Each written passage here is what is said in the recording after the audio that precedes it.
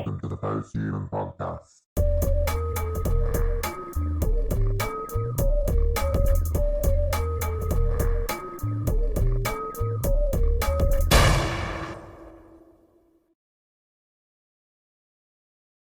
Welcome to the Post-Human Podcast, folks. Tonight's guest, the CEO of Pretty Girl Makeup, the extremely successful, the extremely powerful Christina Flach. Hi, how are you? I'm very good, Thanks for having thank me you. Today. No, it's okay. Sorry for messing up the introduction there. It's Perfect. very, All good. it's very typical of me. This is a very loose show, so luckily I can get away with it. So I've did a little bit of research. Obviously, you've been in the game since 1999. Very impressive that you know that. Thank you. Yes.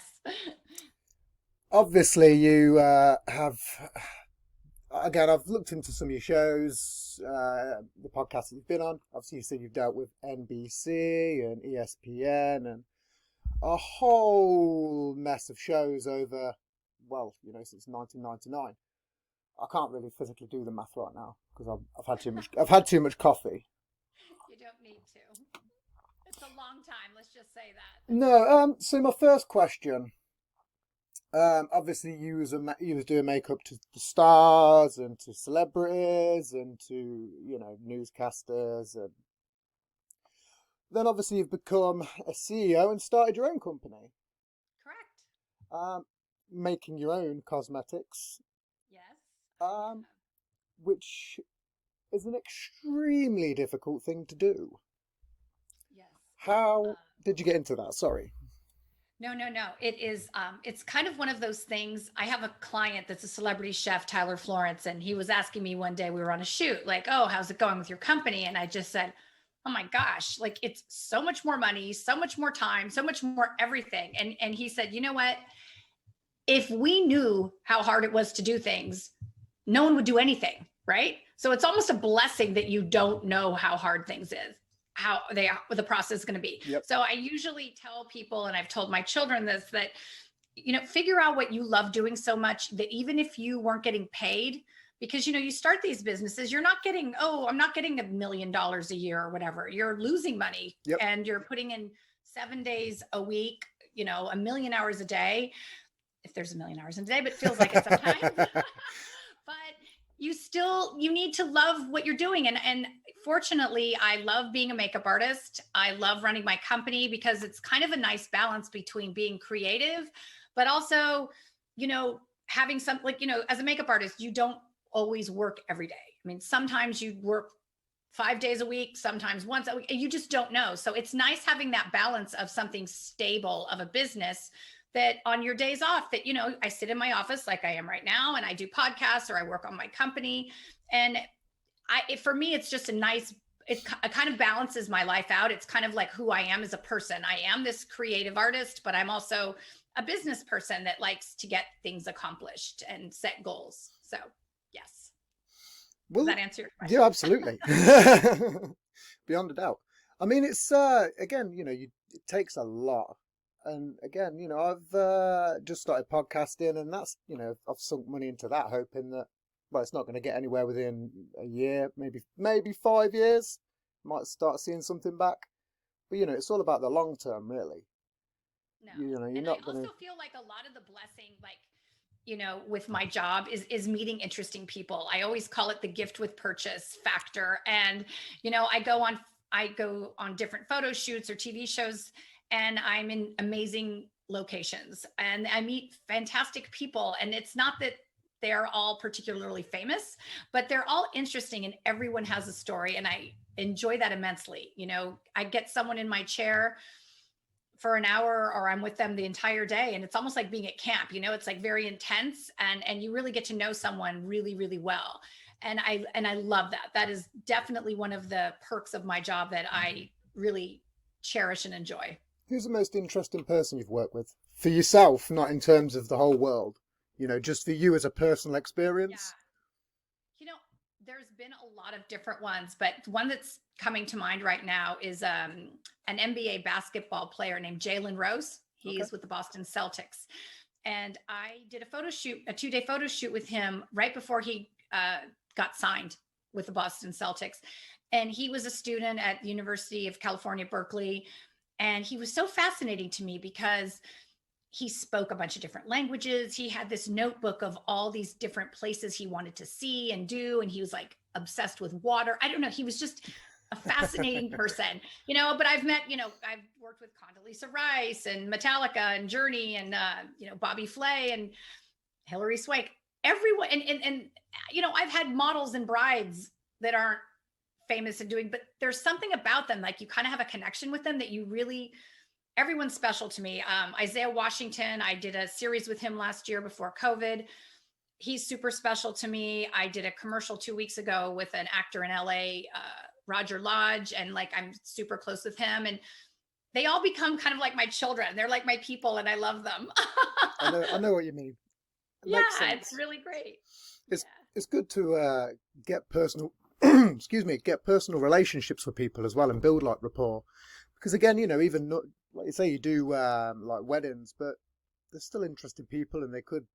That's not going to just be. For some, that's just going to be considered like a one-time event, That's true, but a wedding. Sometimes, it's funny. I met a woman down in Cabo at this restaurant called Flora Farms. It's like a restaurant on a farm. It's super cool. And my husband and I were seated at the bar having a drink, and I don't know, I met this woman, and she said, "Oh, what are you drinking?" And I told her, I'm like, "Oh, have a sip of it." I don't even know this woman, but it was a lavender martini. And then I said, "Oh, what are you guys doing here?" And she said, "Oh, we're going to get married here." And I said, "Oh, well, I'm a makeup artist." And so, I gave her my card, and I'm like, I'm never going to hear from this girl again. Right.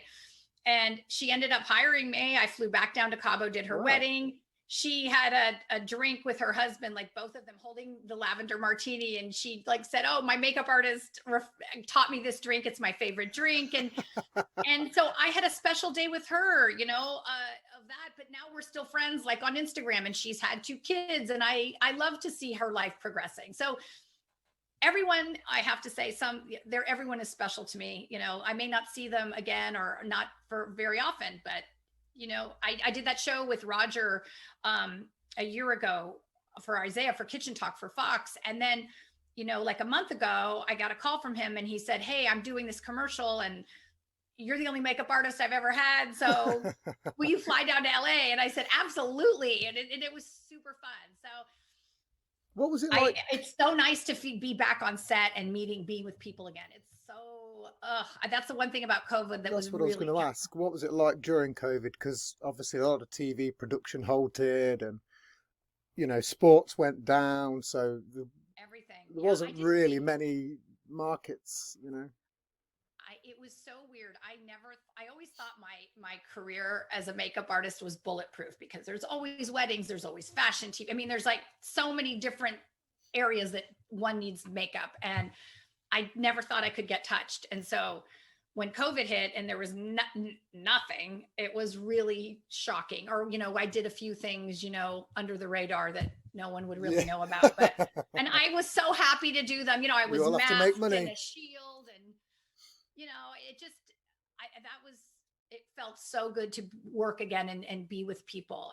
I've missed that so much. In fact, I was speaking with a friend of mine, Richard, today in New York. He's in New York, and we were both saying we're both people, and how hard it is in our everyday life, like to just not be around people and to be so isolated. It really does affect you. And it's nice to feel like things are getting back to normal again. I'm very grateful. It definitely feels like it's shifting back towards normality. Yes. I mean, it took a long time, but how are things where you are in the UK? Not amazing. The best way to put it is a lot of stuff's open, but it's still very restricted. Really? There's talks. We're pretty open here. We're everything's like normal again. I mean, obviously, California? if you go on I'm in California, yes, but we were very restricted for a very long time. We were like one of the strictest states. And so now, like, you can go anywhere without a mask, which is so great if you're vaccinated, except a plane. The airports and the planes are definitely, you need to still wear a mask, which I completely understand. Kind of makes sense. Yeah, I think so. Although there's air coming in and out, it's you're still in an enclosed space, really, and it's not really worth it. No, and it's so interesting if you think about, with this mask wearing, the common cold has virtually disappeared. Yeah, well, that's the other thing. It's just numbers, isn't it? And you don't really know. You know, I mean, Well, I'll just say for me personally, I haven't had a cold and no, I haven't don't even had know. one in a while. I got a bit ill right just before COVID really hit, and I got ill like twice, but I haven't had any COVID symptoms or anything like that, like test Thank wise. goodness. So I don't know what that was. We all sort of got it. I don't know. We was all ill. I was ill for the longest, obviously, because I'm a man, and I think I was ill for like 6 days. My partner was 24 hours. My son was like 2 days. Wow. But since then, Yeah, it's I've not been ill at how all. everyone's different on how they're reacting to this. Yeah, I mean, again, well, I'm not entirely sure whether it was or wasn't COVID, but we none of us have been ill since, which Thank goodness. you'd think that one of us would get ill, but vaccinated and it's all good. So, Yes. I mean, I'm quite tuned into America, so I know that California has only just recently started opening up. It's probably been the last 2 weeks or so, if that. It's in within this last month that things have, you can go into all the restaurants. Actually, I was up in Napa yesterday meeting some friends for dinner, and my girlfriend Tika told me that they went into this restoration hardware restaurant that's amazing. And she said they had all the table, like there weren't all the tables open. There was like an insane amount of space in between tables and they weren't letting people in. And she just thought how odd it was. Like it was like so overboard compared to other places that are in the area. So I think there are some locations that are still choosing to be a little stricter than others.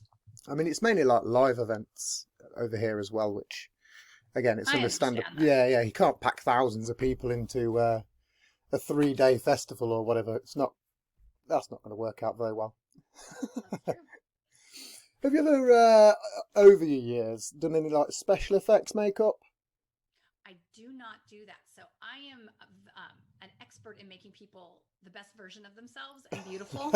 I do not have the skill of making people ugly and scary. Okay. That is a totally different artistry that I have not been trained to do, and nor would I even attempt to do it. I would fail miserably because it's very technical and precise and there's so many tricks. So I'm sure I could do it, but I would definitely need some training. No, I just thought I'd ask because it's a very good question for a makeup artist. And I for what I do fashion and TV and things like that and film. It's never, the biggest thing probably I've had to do is like attach a fake mustache and eyebrows. Like that's my claim to fame with special effects. Who was it on? It was for a TV commercial for a insurance company. Okay. Yeah, and I can't even remember the name of it, but yeah, I do remember that he had this fake mustache, and I had to, get glue it on with glue and the special thing. And I called my girlfriend Melanie down in LA. She's an Emmy award-winning makeup artist, and I'm like, okay, tell me what tricks do I need to know about this besides what I'm reading? So Google him. Yes. Would you watching YouTube videos? And then there's those. You can kind of learn anything from that. But that's true. It's remarkable, isn't it? In this day and age, it is. But it depends how adept you are at learning from there. Because sometimes I've tried to learn things on there, and you have to watch it a few times before you can fully understand what's going on. Yeah, and sometimes they don't really I want people to just get to the point. I don't want to hear their whole story. There's sometimes a little too much talking. I'm like, just show me what I need to know, and all your other stuff I have literally no interest in because it's not even relevant to what you're talking about. So I was doing some plumbing not long ago, and I had to watch like a 15-minute video just to make sure that I didn't flood the place. And the piece that I needed in this video was like 45 seconds long, and it must have been 11-12 minutes into the video. But it was where you couldn't really skip through. And right, because you didn't know where you were going to need to know. So I had to watch all of it, and unfortunately listen to this guy chat a load of nonsense for, I think it was about 11 minutes, and it was very tedious. It was. It is 11 minutes of rubbish of hearing about what you don't want to hear, especially when you're just like, please just get to the point. Tell me what I need to know. Well, I just wanted to make sure I didn't flood the place. That's all. Yes. It wouldn't have gone down a treat. Exactly. So, do you know a bit of history behind makeup? Well, I think that people have been using makeup since, hundreds and hundreds and thousands of years ago, Cleopatra, there was always some form of makeup using coal and different things that they use, they use berries and, roots and Lord knows what. So it actually, I am a big fan of historical fiction. So I do always enjoy when I'm reading about different times, especially like in London, in the United Kingdom, that I hear different things about, Anne Boleyn and during that time, what they used for, beauty products. Yeah. So Queen Elizabeth's the most famous one for that. Yes, with the white. Used a lot of lead. It was all lead based and had loads of mercury in, and obviously it would burn her skin. So then she'd put more on, and obviously it was a vicious circle. Yeah, that's exactly what it was. But it was crazy because she kind of created a trend as well. That's true. Almost the first kind of influencer in a way on that sort of level. Well, I'm sure there was hundreds and hundreds of people before that, but maybe for modern day times.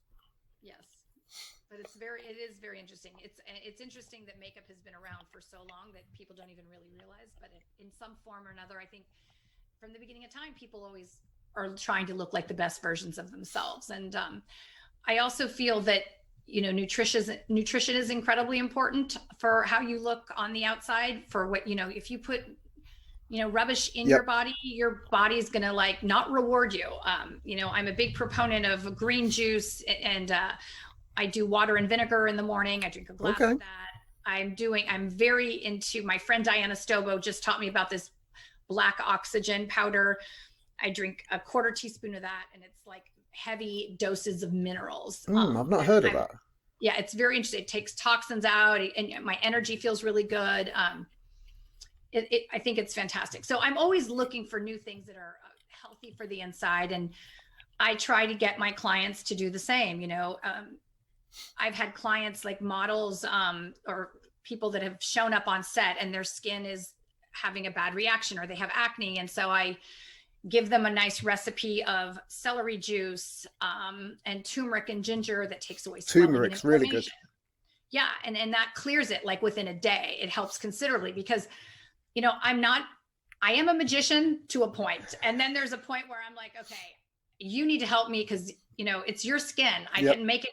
I can only do so much. And, I think it's, people's obligation. If you're going to be a model or an actress, you do need to take the best care of your skin as possible. It's kind of like a joint venture between me and then the client of helping them look the best. But if their skin is a mess, I can only hide so much. Yeah, no, you can't make gold out of coal.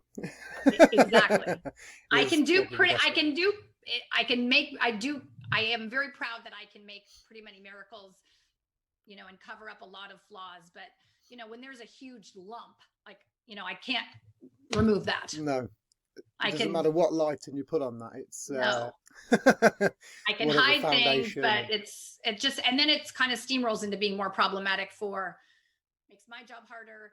The photographer, after and post-op, it's like they have to, do a lot of editing, and I try to make it that they don't have to do any editing.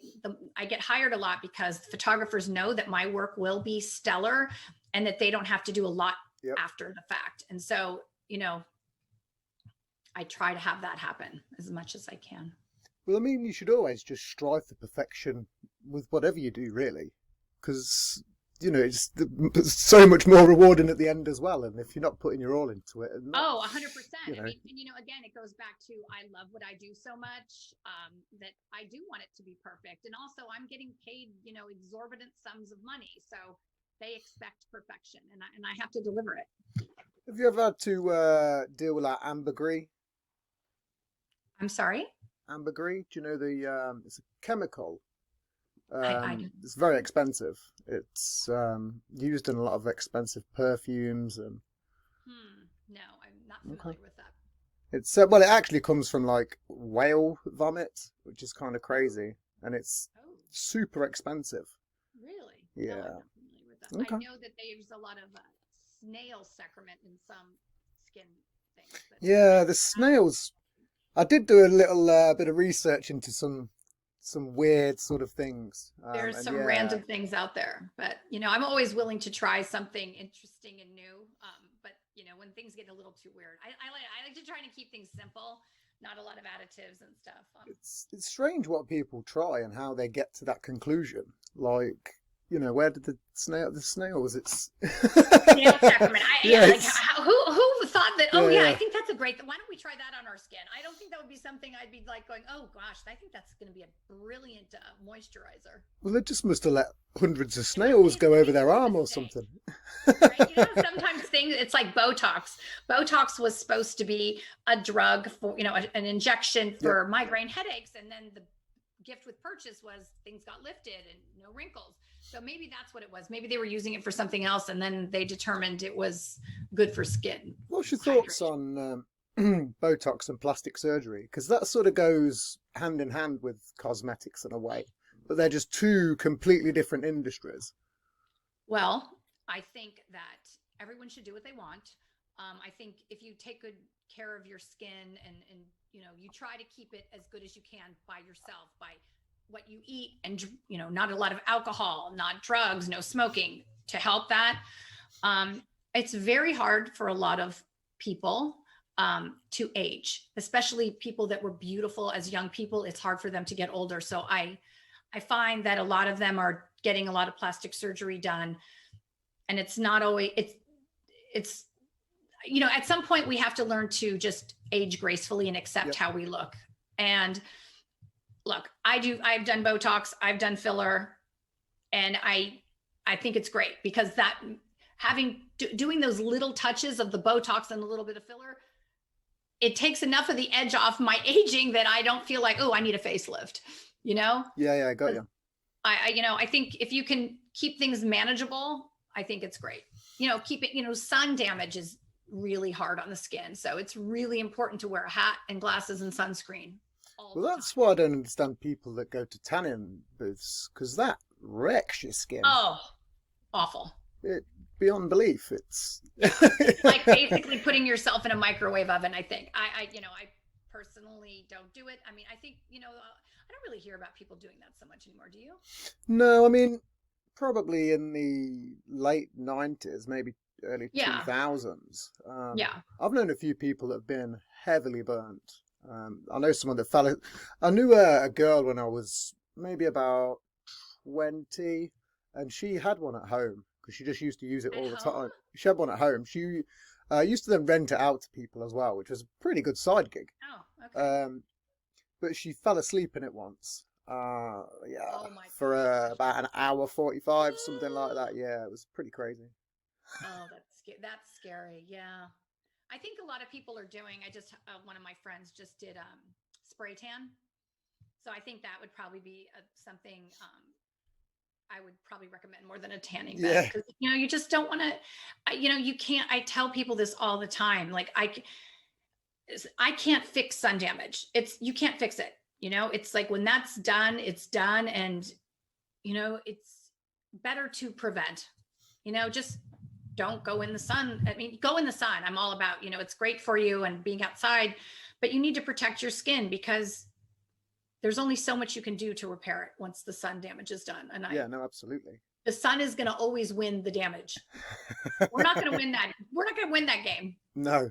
Well, I mean, it's great for vitamin D, but Exactly. it's not very good in terms of skin cancer. Correct. It's kind of crazy when you see like people abroad on holiday and they're just absolutely. I mean, especially people from England, that go to like Spain and stuff like that, and then you see them on the beach and they're just so tanned, but they're like leather almost. Like it's Yeah. kind of And over time, your skin just gets more and more damaged. And it's so funny. I see when they're on holiday, like they come back and they just want to be, even if they're fried, they're like, I just need that, like it's their goal. They wake up in the morning and they're just laying out all, they're like frying like a piece of fried chicken. I tend to just burn. I don't tan at all. I like go red and then Yeah. I go brown. Yeah. But it takes a long time for me to gain any colour. I'm pretty white, and I spend quite a bit of time, well, I say in the sun when we get some. Yes. My complexion compared to yours is way different. Yes, I am. It's interesting. My sister is a lot lighter than I am, and my kids, my 5 kids. I was going to say you've got 5 kids, and they're all different shades. It's so interesting how genetics are. Like I have my daughter Melania is very, very white, and my son Ben and Nikolai and Rose. Like Nikolai is like a male version of me. He just is super dark, and it's so interesting how genetics works. Like strange. the same mixtures of parents, and the children are different shades. I can't tell you how many times when my daughter, my firstborn Melania was, when she was an infant, and I would be carrying her around, and people would always say, "Oh, are you the nanny? Where's her mom?" You should have done the hand that rocks the cradle kind of moment where you could have gone, well, I am the nanny, but... I am the nanny. Mother's never around. It's a terrific film. I haven't seen that in a long time. That is a lie. I haven't seen that in a long time. No, it's a very good film. Yes. I mean, people are always wanting to combat aging, and you spoke about supplements. I take quite a lot of supplements. What supplements, because I've had a couple of female guests on my show, but they've not really spoke about sort of supplements in terms of what women can take. So what sort of do you take? I know you mentioned a couple, but is there anything else that you... I love chloroxygen. It oxygenates your blood, boosts your red blood cells. I love that. I do a lot of omega oils. Evening primrose is fantastic. It's just an oil, but it's really beneficial for women managing, like their hormones and their menstrual cycles. And so I've had not too long ago, my hairdresser was complaining about her menstrual cycle. She was getting a lot of cramps and headache, all this stuff. And I said, oh, I'm like in the chair. I ordered her on Amazon, the evening primrose. And I'm like, okay, I'm ordering this for you. You got to take it morning and night just till you're balanced out. And she's like, in a month, she said it was remarkable. Wow. That oil, it was just something that women need to keep their hormones balanced. So evening primrose is a big one. What else do I take? Oh, I take spirulina, kelp. I take, what else? I take garlic. Goodness, what else do I take? I don't know. I take a lot. All I know is it's like a meal in the morning when I take these handful of vitamins. I take these multivitamins that were created by someone down at Stanford. I take those. I just try. I think eating nutrition is super important. And I think, as many vegetables and fruits as you can get, and not a lot of processed food and not a lot of soda. I think, your body will function at a high level. Water is, oh my gosh. I am like, super. I wish I could get there. I wish I could get an endorsement deal with water, because I am constantly telling people, drink water, drink water. You won't get headaches. I heard that 75% of disease could be prevented if people just through clean water. Just being hydrated. Being hydrated. People are so dehydrated. My kids are always making jokes. Like they'll call me and like, oh, I have a headache. And I'm like, oh, you're dehydrated. Everything that's wrong in the world. Oh, you're dehydrated. Yeah, no, I mean, I drink a lot of water. I take a lot of supplements, but I'm also What's your favorite supplement? I take quite a lot. One of my favorites is probably Alpha Brain. It's called. It's a whole mess of stuff, and it just there's quite a lot of stuff in it, but it's just the cognitive function and stuff like that. Oh, but I take send me that. I'll send you a big. I've got a mass I would amount. Love that. That'd be amazing. you'd have no idea. To my slew of vitamins. Yeah, no, I take like a pallet load. Yeah. No, I'm like right now taking vitamin D and zinc. Yeah, You no, I know? take those. ZMAs, take those, which is Yeah. zinc, magnesium, and Yeah. Oh, and magnesium. I take yep, magnesium at night. uh, vitamin B12, take that. I take that too. K3, I take Oh, I that. don't do that. What does that do? Works alongside B12, I think. It can't remember what it exactly does. The problem is I take that many things. It's learn what they all do. I come across. Something. Yeah, I come across them and I'm like, oh, okay, let's have a whirl with this, and then Yeah. I feel pretty I great. do a lot of I like aromatherapy oils. There's a company called doTERRA. It's online, and they're such a high grade that you can ingest them. So Okay. I do like aromatherapy oils, like lemon oil, grapefruit oil, lavender. I put that in the bottom of my feet at night before I go to bed. The lemon and the grapefruit are really good for detoxifying you.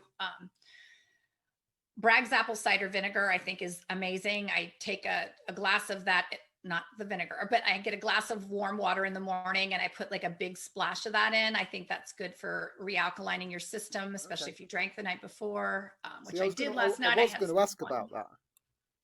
Very good. It also, the really good thing is I am like a cookie monster. I love cookies. I like baked goods. So I like staying tiny. So the vinegar water actually helps take away any sugar cravings I may have, because the problem with sugar, as we all know, you have a little, it's like crack. You have a little and you want more and more and more. So I try to like alleviate the sugar cravings, so that helps. I used to take 2 spoons of sugar in my coffee, maybe about 3 years ago. Oh, wow. And then slowly over time, well, I take none now. But at the start of this year, I just went completely sugar-free in my drinks. How do you feel? Sometimes I get a little bit, but I think since taking the sugar out, I just drink more coffee.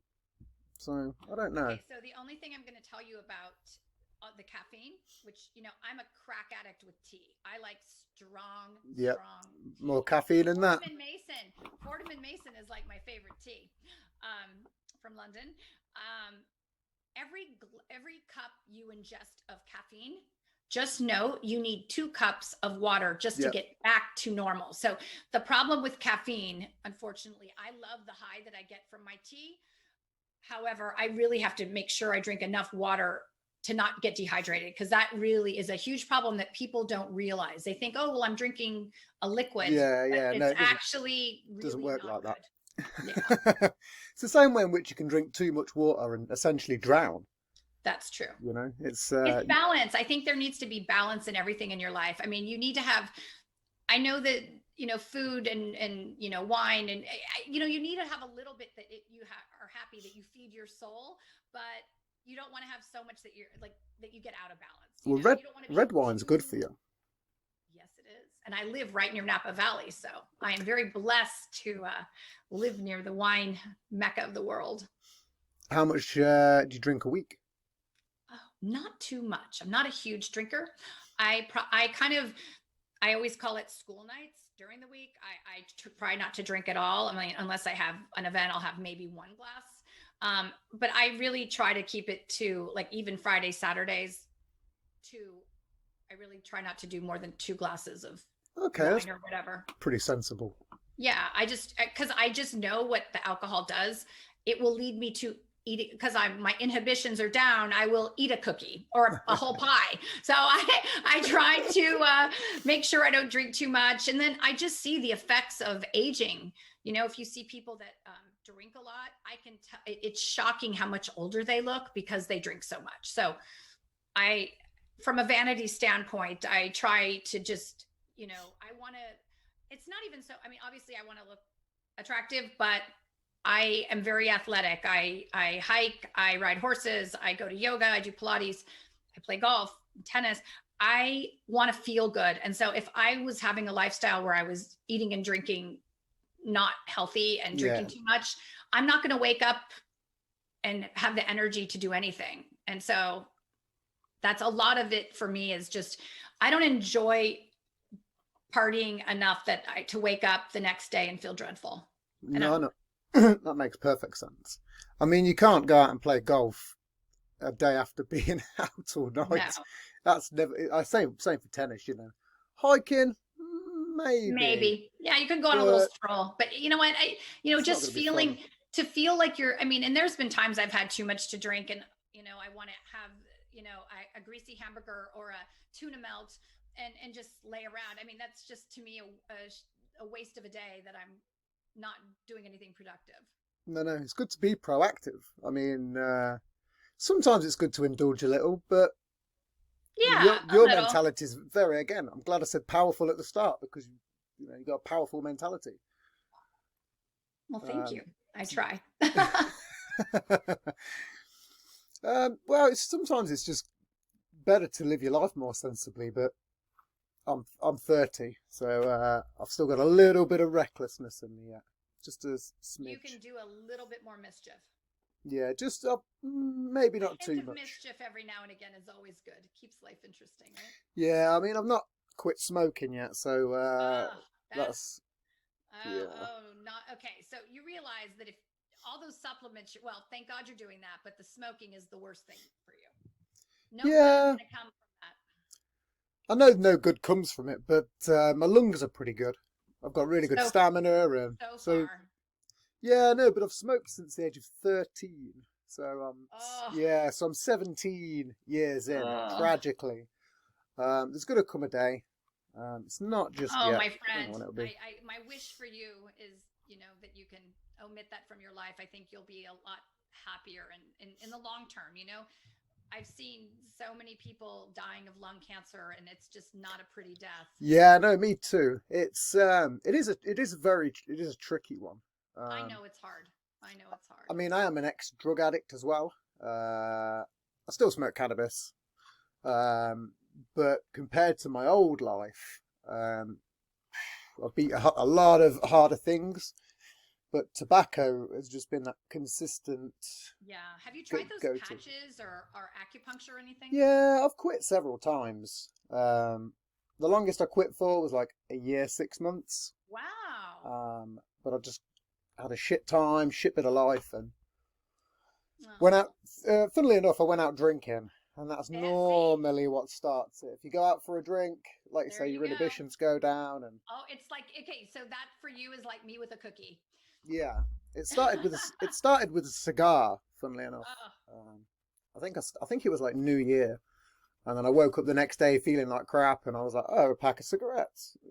Completely forgetting the whole, work and the year and a half I'd put into it. It was, well, you can always just get back on. We all have days where we fall off the wagon. You just got to get back on it. Oh yeah, I mean, once I get back, because my time is it's all over the place at the minute. But once I'm back in the gym and not training at home, I'll. Your gyms aren't open there? They're open, but it's just finding a bit of time. Yeah. It's I got a toddler. It takes up a bit of time.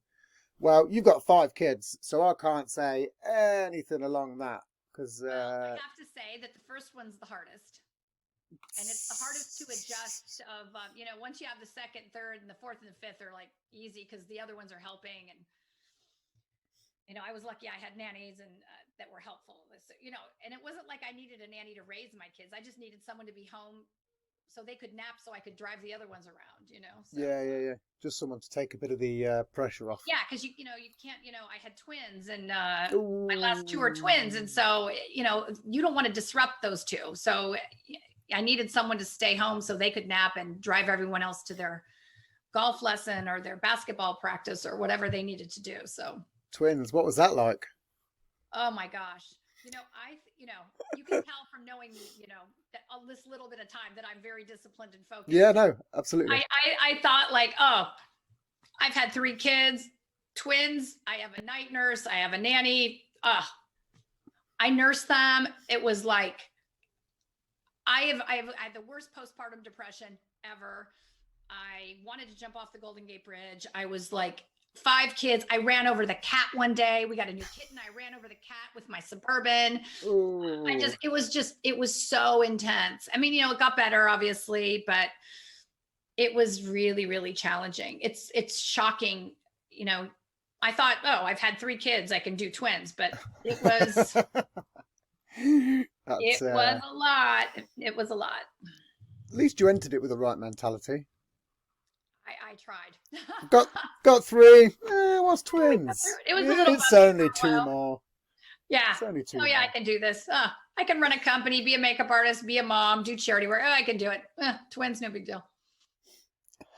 Rude awakening, but it was all great. Now my kids are awesome. I love being a mother. I enjoy my children so much. I mean, they're grown up now. My Melania is going to be 28 and she's a fashion designer. She was living in London. She went to Central St. Martin's, graduated, started her own line called Rouja, which is like a couture loungewear line. It's fabulous here in the States. My daughter Rose is going to be 26. She went to NYU and she's a screenwriter. Nikolai is in college and he's a golfer trying to turn pro. And my youngest, Ben, is going to be 15 and he's going into high school and he's a golfer. So they're all busy people. A lot of golf. Yes, a lot of golf. I did try and play golf years ago, but it wasn't really for me. It's so funny about golf. You know, I played tennis, you know, growing up and in college, and I turned pro for half of a second. But I thought, oh, I was a really good tennis player. I'm going to be an amazing golfer. I'm going to hit that ball sitting still. I don't even have to run. And oh my God, it is so bloody hard. It's like you've got to think about so many things. So many things. The head down, the butt out. Oh, like it's a whole thing. But you know what? I've learned to really love golf, and I don't get to play as much as I, you know, would like to, but I love to watch my kids golf, and it really does take you away, like to really, because you have to be so focused upon that. It's a great distraction from life, right? Like you go golf and you're in a beautiful environment. You're on this golf course. Sometimes there's water around or lake or something. It's so beautiful, but you have to be so focused upon the golf that everything else in your life kind of disappears for a while, which is like a vacation from oneself. It's like being in a sensory deprivation chamber in a way, because you're having to focus so much on yourself and even the weather. You know, you get the slightest bit of wind with a wrong ball. If you're using like a 1 instead of a 4 and, you know, it's the wrong day. Right. That ball's off.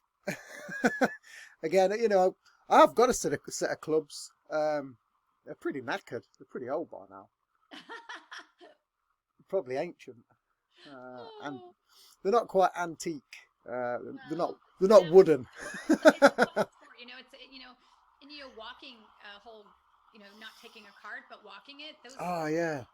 My son Nikolai, I caddied for him like a month ago in Fresno, which is like, it was 106 degrees. Felt like I felt like I was melting. But anyway, it was very hilly, the course, and I tell you, it was a workout. Pushing his cart and just being outside, walking for that long, it actually is a decent workout. Do you wear like a smartwatch or like a Fitbit or anything? I usually carry my phone. And it can kind of monitor how many miles. So I think that particular day I walked like 6.7 miles. It's not bad. Over this, pushing his clubs. And when you play golf at like the level, like pro level, they have like, I think 22 clubs. It's like something crazy. No. There's a so many ridiculous clubs. amount. It's like so heavy, and I'm tiny. I'm like 5'4". So most caddies carry the clubs, but thank goodness they allowed me to use a push cart. And even with that, it was exhausting. They're all so thin, caddies, which makes no sense because they're super heavy. The bags are heavy, and they're all really off balance and awkward. But the guys are all really lanky and thin. Percentage of these pros' earnings, and they deserve it because they're carrying those clubs and they're helping them determine which club to use. Like, I'm not going to argue with what those caddies earn. You know, they deserve every penny they get. I've never been in a cart, but when I did go, I carried mine around because I didn't have one that had wheels. Luckily, it was only a 9-hole. You know, it sucked. You had to go around twice. But I went round with the clubs once, and I was like, it's not really worth the second time. Yeah. Because it was, it was just so repetitive, and I thought, do I go around again and try and beat it? And I was like, well, I'm going to get more knackered carrying this bag, so it's probably not going to, I'm not going to do nowhere near as well. Getting a push cart, that would make it a lot more enjoyable. Yeah, I mean, they had them that you could rent out, but there was none when I got there. I'm sorry for you. Well, I say that, but that's a bit of a lie. They was there, but they was locked up. We got there super early before like the crack of dawn.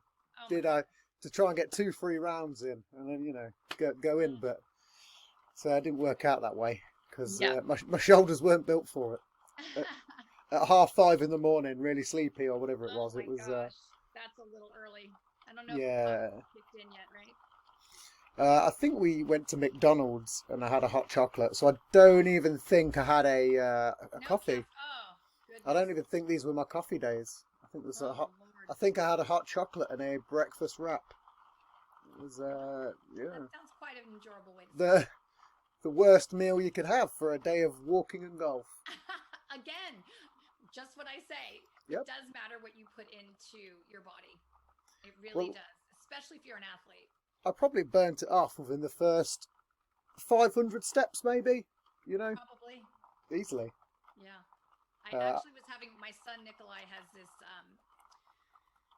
like kind of not a motivational, but kind of like a head coach for athletes. And he and I were having I've always been telling my son, like, you need to eat better. It's super important. And, they make fun of me with the green juice and everything. And the coach was telling him, the head coach was like, he's never going to make it as pro unless he changes his diet. And I'm like, oh, I needed to pay you thousands of dollars to say that. I've been saying that for years, But of course, typical. He will listen to that guy and the nutritionist, even though I've been saying the exact same thing his entire life. Yeah, it's what I'm expecting, because kids just don't listen to their parents at all, even though they're. You know what, though? You're right. 100% right. You're right. But I will say this. My daughter Rose told me like a year or two ago, she said, Mom, your lectures on, drugs and alcohol were, really ridiculous because, they just were. But what was more impactful was, the example that you set. We've never seen you drunk or high. You're always giving back to the community and you work really hard and you're kind to people. Like your example was much more profound than any words you could say. So that was really interesting. I didn't realize that my children were actually really watching everything that I did all their life and that my example really was so important to them. And so that was interesting. So that's one thing to keep in mind with your little one, Well, children lead by example. 100%.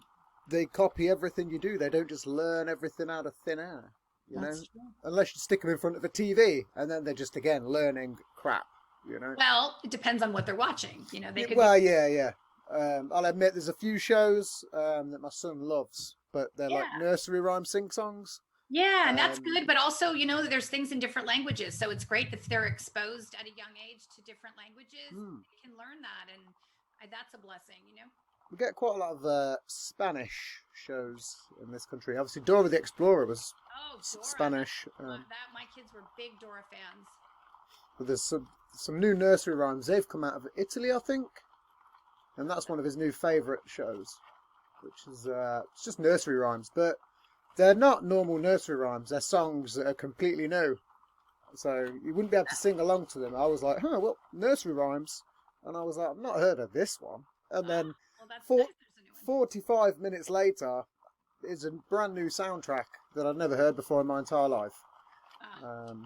But it was different than the normal old school, traditional, Humpty Dumpty. And it's so repetitive. They're on everything as well. We bought them a nightlight, and all of those have the same songs. And they love all those things, and they want to hear it over and over again. And then there's my poor children that were listening to rap when they were growing up. And my daughter, I actually told this story last night to my daughter's godfather. I said, when she was little, I remember we were in the car going somewhere, and she started like crying, "Doggy dog, doggy dog," and she wanted to hear Snoop Dogg. like 20 months old or something, like doggy dog. Wow. Want to hear, So that was kind of funny. How come Snoop Dogg was on? Where did she? Well, the mother, the great example here of listening to rap in front of your toddler. I could only hear so much Lion King. I needed, I wanted to hear some Snoop. Are you a fan of rap then? I am a fan of rap. Okay. Big Kanye West fan. Yeah. Yeah, I'm a big Kanye fan. Yeah, I love Kanye. I'm a bit like pick and choosy with rap. I prefer older rap. I am as well. I mean, I don't want to hear it too aggressive. I like it. Yeah, I have certain I definitely am selective with my rap. Most new stuff, a bit. It's a little too hardcore for me. Well, I wouldn't say it's hardcore, but it's just that kind of mumble rap, and it's just like every other word's just like a nonsense word, and I'm like, this is not really, it's not really any talent, and there is some sort of talent to it in a way if you're making the songs, but most of the main, it's just getting produced a song and then they just rap over it, and that's true. It's not really that talented to say one singular word. That's true. Well, they're getting paid for it, so someone enjoys it, which is what's Someone's crazy. liking it because it's on everywhere. It's on the radio. Oh, I didn't know it was on the radio. I don't really listen to much radio. Well, not radio, but you know what I mean. See, I'm 100, so I say radio. So if it's on Spotify or, XM radio. I wouldn't quite say you're 100. I know you can say you've got 5 kids, but if you was 100, that's probably shooting a bit too high. I think that might be a slight exaggeration. Okay, a slight. Just a bit. You're very kind. No, that's okay. But no, I did write some little topics. Okay, shoot. Where do you see the cosmetic industry within the next 10 years? Because, again, we spoke a little bit about Botox and filler earlier. That seems to be the biggest running trend with younger people. So where do you see cosmetics in 10 years?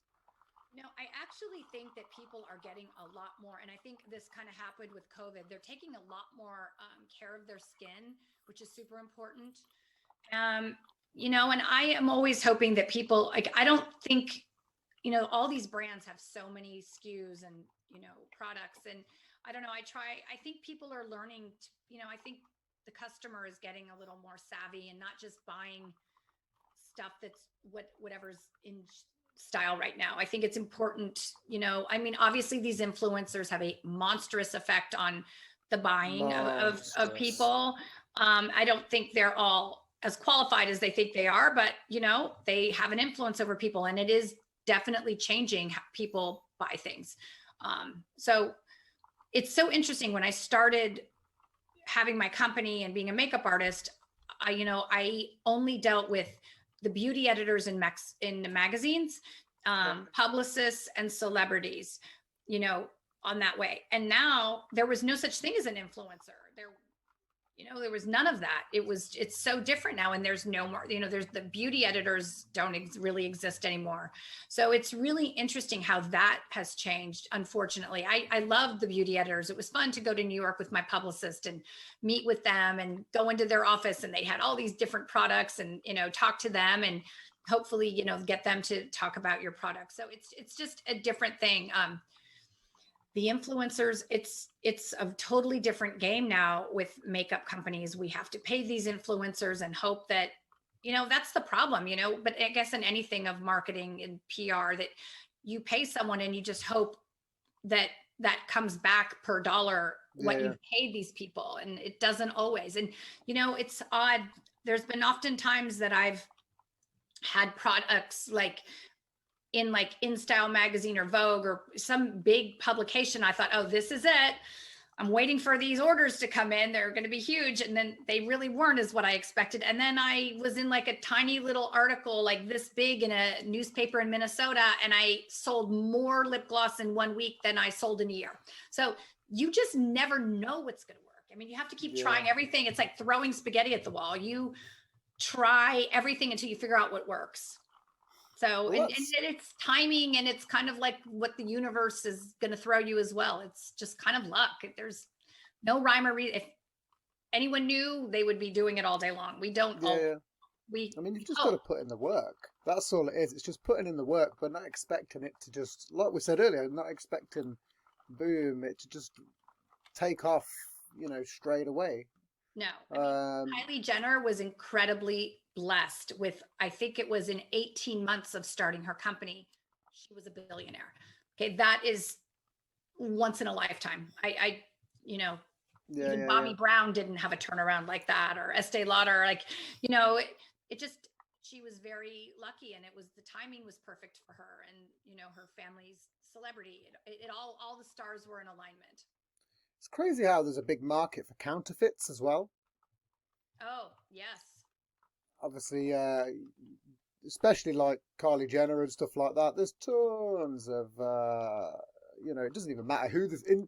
A lot, again, like a lot of these influencers have their own makeup lines, but a right. lot of them also have a whole mess of people counterfeiting them Well, it's because it's so unfortunate expensive and that that popular. happens, because there's people like me that, are working really hard, and then that someone can copy what we do, or take our trademark and make fake stuff. And, it's really unfortunate that that happens, because people, my housekeeper's here. That's all right. She's helping me pack to move. 1 second. So yeah. Anyway, yeah, it's unfortunate that that happens. But you're not protected, and you try to be as much as you can. And it's so funny. I saw someone was selling my product on eBay. I'm like, oh, how did they get my product, and how are they selling at that price? Like, it was crazy. And I don't know. There's Well, all that's kinds of what crazy I things was. going on in the world. That's what I was going to ask you. Has anyone ever tried to do that to you? Because it's just so popular and easy to do in a way. I've had people from foreign countries say they want to make a huge order of buying my product. What happens is they will send you like a money order or something. And then, as soon as they want to give you half of it, and then at the end, but then you ship the stuff, and then the check bounces or something. So, you really have to be mindful of when you're dealing with foreign countries, especially because the shipping is so incredibly expensive.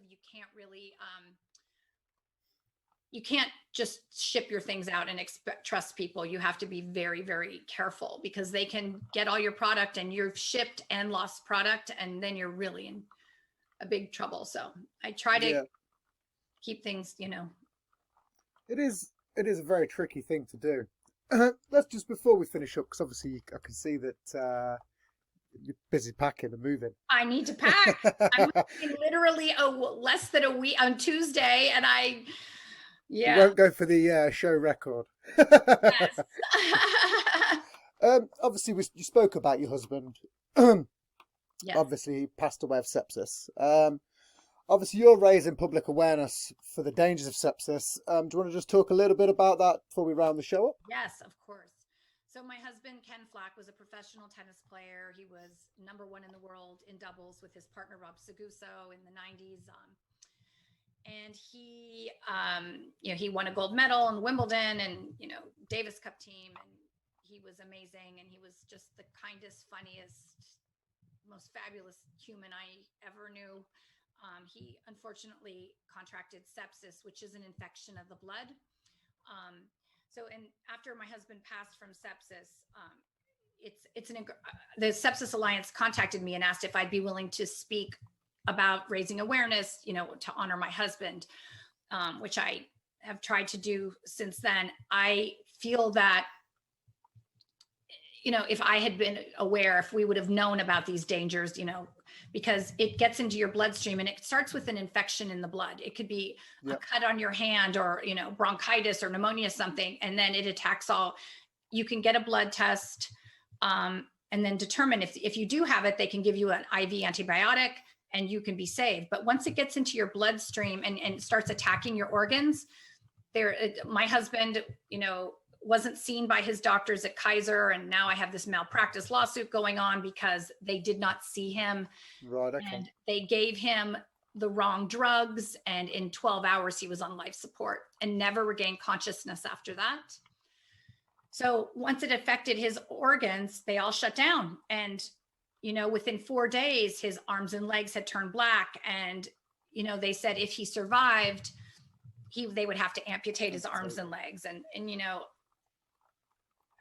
I could not do that to my husband, and all his he wasn't going to survive, unfortunately. And, it's been terrible for his children and my children and the world, that, we miss him, and the world lost a really fabulous, wonderful human. And, I don't want anyone else to lose their person. So you can go to sepsis.org to find out more information about it. There's a little diagram there that says, time, and what time is T is for temperature. You can be incredibly hot or incredibly cold. That's why it's a bit confusing. I is for infection in some form of your body. M is for mental decline. It's kind of hard to rouse them. They're just not all, it's starting to affect their mental state. Yep. And then E is for excruciating pain. You feel like you're dying because you are. The pain is so terrible. And so if you have any of those signs, get to an emergency immediately and, get tested. And you have to really, because the signs are so strange and everyone feels different, you kind of sometimes have to demand a blood test, which they can determine whether you have it within 20 minutes. So okay, it's super important. So I appreciate you bringing that up, because I really don't want anyone to lose their person. No, I know it's a tricky subject. But I just wanted, again, it's all about awareness, which is, to go through that, I couldn't imagine, how tricky it would be, especially for you and your children. But the main important thing is how much awareness needs to be brought about, and again. I mean, 250,000 people die a year in the United States only of sepsis. I mean, those are huge numbers. My partner's mum, so essentially my mother-in-law, her sister, 2 years ago, died of sepsis. Oh my gosh. A few years ago, I've had kidney stones in my past because I've had a shitty diet of hefty dairy. So I gained these calcium kidney stones. And during that time, I got an infection, and I almost ended up with sepsis. I was like, oh my goodness! So, thank God. It's again, as soon as I, heard about it, this is why again I wanted to talk about it, because it is so dangerous. It is so dangerous, and it's so fast. That's what's so crazy. So, my husband, we called the doctor on a Wednesday. On Thursday, he was admitted to the emergency, and by Monday, we took him off life support. I mean, and this was a big, strong, healthy man. Yeah. And so, if it could attack my big, strong husband, it can. Tennis players are. Yeah. You got to be pretty fit to play tennis. You've got to be. Yeah.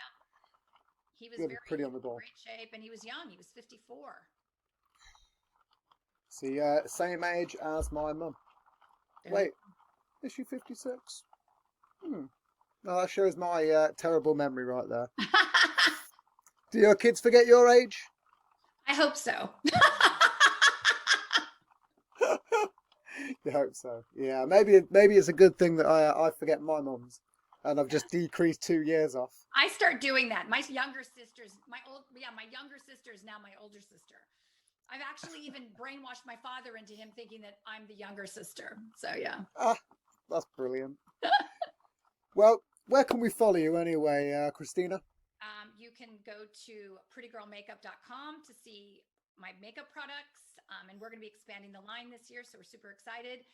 ChristinaFlach.com to see my portfolio. Instagram, Christina Flach Makeup, and Instagram, PrettygirlMKUP with Pretty Girl Makeup. And on Twitter, we're Pretty Girl Makeup as well, and Facebook. We're all over. So yeah, follow me, contact me. I'd love to hear from people. Well, this has been a lovely show. Thank you so much for having me. This was super fun.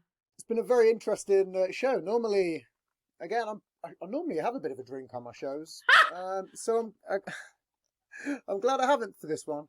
This has been a sober show. Well, it's a load of fun. Yeah, I'm so much fun. That's not a shock. No, but it's been an interesting conversation. It's gone everywhere. That's for sure. No. Thank you for coming on. This has been the Potion Podcast. Thank you again. I'm your host, Tim Turner. And let's give it up for Christina Flach. Woo! Catch you later, people.